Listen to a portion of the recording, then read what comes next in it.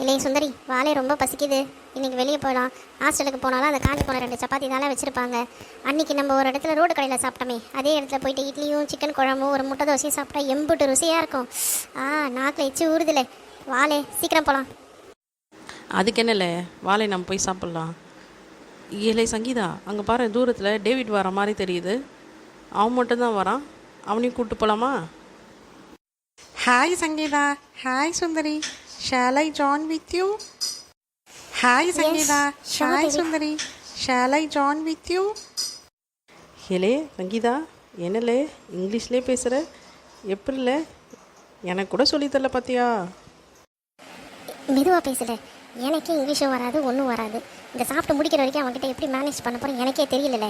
நீ வேற, நான் என்ன லேஸ் பேசுனேன்? எஸ்ஸு ஷூரு பாரு, அதே எனக்கு சரியாக வாயிலேருந்து வரல, நுழையலை எனக்கு வர. நீ வேறலே, கடுப்பு ததம்பி அந்த பக்கம் ஓரமாக போலே. அப்பாப்பா, என்ன இந்த ஹோட்டல் இவ்வளோ பெருசாக இருக்குது? இவன் கொடுக்குற ஐட்டத்துக்கெல்லாம் நம்மக்கிட்ட பில்லை தீட்டுருவான் போல இருக்கே. என்கிட்ட 5 பைசாவும் இல்லை. அந்த சுந்தர புள்ளியாவது எதாவது வச்சிருக்காளா வச்சில்லையான்னு அதுவும் தெரில. இந்த டேவிட் பையன் வேற எல்லாத்தையும் டேபிள் மேலே வாங்கி குவிச்சு வச்சுவிட்டான். இது முன்ன பின்ன நம்ம சாப்பிட்டதும் இல்லை. பணத்துக்கு என்ன பண்ணுறது? ஒரு வழியாக சமாளிப்போம். ஐயோ, என்கிட்ட காசு வேறு இல்லை. இந்த சங்கீதா புள்ள வேறு காசு வச்சுருக்காளா இல்லையானும் தெரில. என்னை வேறு இந்த ஓரமாக துரத்தி விட்டுட்டா. என்கிட்ட ரோட்டு கடையில் சாப்பிட்றதுக்கு தான் காசு இருக்குது. இந்த டேவிட் வேறு இவ்வளோத்தையும் வாங்கி வச்சுக்கிறான். அவன் பில்லை கொடுப்பானா இல்லை எங்களை கொடுக்க சொல்ல போகிறானே தெரியலையே. திக்குன்னு இருக்குது.